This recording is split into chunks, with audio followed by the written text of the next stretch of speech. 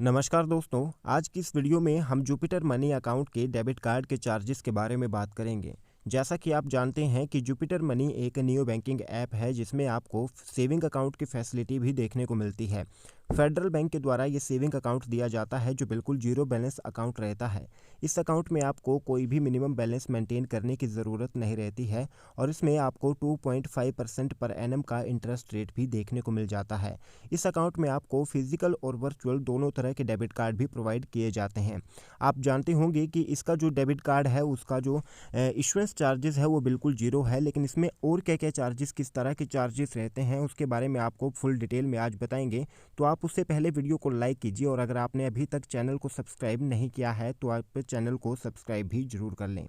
आप यहाँ पे देख सकते हैं कि मैं जुपिटर मनी की ऑफिशियल वेबसाइट पर आ चुका हूँ और यहाँ पे मैंने Jupiter fee rates and charges का जो टैब है वो ओपन कर लिया है। यहाँ पे जैसे ही मैं नीचे स्क्रॉल करता हूँ तो यहाँ पे आप देख सकते हैं debit card and ATM charges. यहाँ पे जो चार्जेस है उसकी पूरी लिस्ट यहाँ पे दी गई है। आप यहाँ पे देख सकते हैं कि किस प्रकार के चार्जेस है जो इसमें लगाए जाते हैं।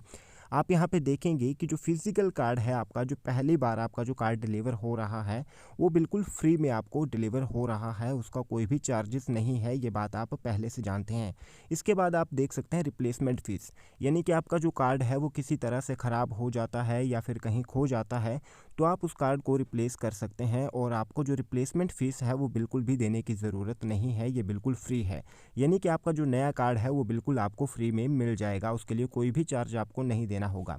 इसके बाद बात करें ईयरली चार्जेस की, यानी कि आपका जो एनुअल चार्जेस है मेंटेनेंस का वो बिल्कुल भी नहीं है, बिल्कुल भी आपको ईयरली चार्जेस देने की ज़रूरत नहीं है, बिल्कुल ये फ्री डेबिट कार्ड है। इसके बाद अगर ट्रांजैक्शन फ़ीस की बात करें तो अगर आप फेडरल बैंक का एटीएम यूज़ करते हैं, चाहे वो फाइनेंशियल ट्रांजैक्शन है या फिर नॉन फाइनेंशियल ट्रांजैक्शन, किसी भी तरह के ट्रांजैक्शन पे आपको कोई भी चार्ज नहीं देना पड़ेगा। अनलिमिटेड ट्रांजैक्शन यहाँ पे फेडरल बैंक के एटीएम का यूज़ करके आप कर सकते हैं। इसके बाद अगर बात करें आप किसी अदर बैंक का जो एटीएम है वो यूज़ करते हैं फेडरल बैंक के अलावा किसी भी अदर एटीएम,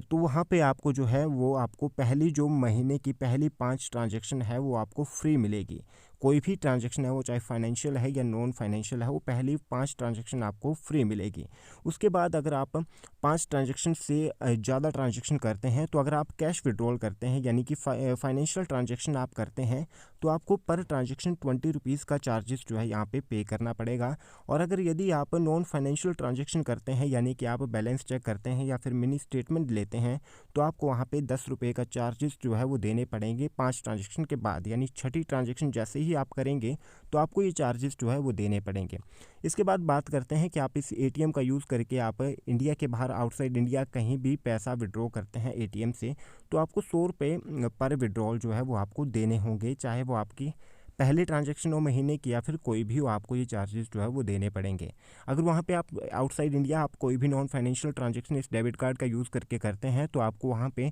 25 रुपीज़ पर इंक्वायरी देने पड़ेंगे, यानी आप जितनी बार भी बैलेंस चेक करेंगे या फिर मिनी स्टेटमेंट अकाउंट के लेंगे आपको 25 रुपीज़ जो है वो चार्जेस पे करने पड़ेंगे। अगर यहाँ पे बात करें फॉरेक्स चार्जेस की तो यहाँ पे जीरो फॉरेक्स फीस जो है इसकी आपको रहेगी, ये एक अच्छी बात है। और यहाँ पे आप नीचे देखेंगे ट्रांजैक्शन डिक्लाइन फ़ीस, ये एक बहुत ज़रूरी बात यहाँ पे लिखी गई है, यानी आपका जो एटीएम है जिससे आप ट्रांजैक्शन कर रहे हैं किसी भी एटीएम पे, चाहे वो फेडरल बैंक का एटीएम है और या फिर अदर कोई एटीएम है, वहाँ पे अगर आपका जो ट्रांजैक्शन है वो कैंसिल डिक्लाइन हो जाती है इनसफिशिएंट फंड्स की वजह से। सपोज़ कीजिए कि आपके जो अकाउंट है उसमें 4000 रुपीज़ है और अगर आप विड्रॉल करती बार गलती से 5000 वहाँ पे एंटर कर देते हैं तो आपकी जो ट्रांजैक्शन है वो साफ तौर पर डिक्लाइन होगी, लेकिन उस डिक्लाइन पे आपको जो है वो चार्जेस पे करने पड़ेंगे अगर आप फेडरल बैंक के अलावा किसी और बैंक का एटीएम यूज़ कर रहे हैं। फेडरल बैंक पे अगर आपकी जो ट्रांजैक्शन है वो डिक्लाइन हो जाती है तो आपका बिल्कुल फ्री है, कोई भी चार्जेस नहीं देना पड़ेगा। लेकिन अगर आप फेडरल बैंक के अलावा किसी अदर बैंक के एटीएम से ट्रांजैक्शन करते हैं और वो इनसफिशिएंट फंड्स की वजह से जो डिक्लाइन हो जाती है तो आपको 25 रुपीज़ पर इंस्टेंस के जो चार्जेस है वो देने पड़ेंगे, यानी जितनी बार भी आपकी जो ट्रांजैक्शन है वो डिक्लाइन होगी उतनी ही बार आपको 25 रुपीज़ चार्जेस देने पड़ेंगे अगर आप फेडरल बैंक के एटीएम के अलावा किसी अदर बैंक का जो एटीएम है उसका यूज़ कर रहे हैं। इसके अलावा अगर ट्रांजैक्शन डिक्लाइन होती है आपकी किसी स्टोर में ऑनलाइन पेमेंट करते हुए, यानी आप वहाँ पे स्वाइप करके पेमेंट कर रहे हैं डेबिट कार्ड से और वो इनसफिशिएंट फंड्स की वजह से डिक्लाइन हो जाती है, तो वो बिल्कुल फ्री है, उसके लिए आपको कोई भी चार्जेस देने की ज़रूरत नहीं है। तो ये थे जो डेबिट कार्ड पे, जुपिटर मनी के डेबिट कार्ड पे पूरी तरह से जो चार्जेस लगते हैं। यहाँ पे जो चार्जेस है वो बिल्कुल लगभग आप मान सकते हैं कि ऑलमोस्ट पूरी तरह से जो फ्री डेबिट कार्ड है, अगर आप इसको एक अच्छी तरह से यूज़ करते हैं तो इसमें आपको किसी भी तरह का कोई चार्ज जो है वो देने की ज़रूरत नहीं रहती है। आई होप आपको ये वीडियो अच्छा लगा होगा और आपको जो डाउट है डेबिट कार्ड चार्जेस से रिलेटेड वो पूरी तरह से क्लियर हो चुके होंगे। अगर फिर भी आपका कोई डाउट रहता है तो आप वीडियो के नीचे कमेंट कर सकते हैं, और अगर आपको ये वीडियो अच्छा लगा है तो वीडियो को लाइक और शेयर ज़रूर करें।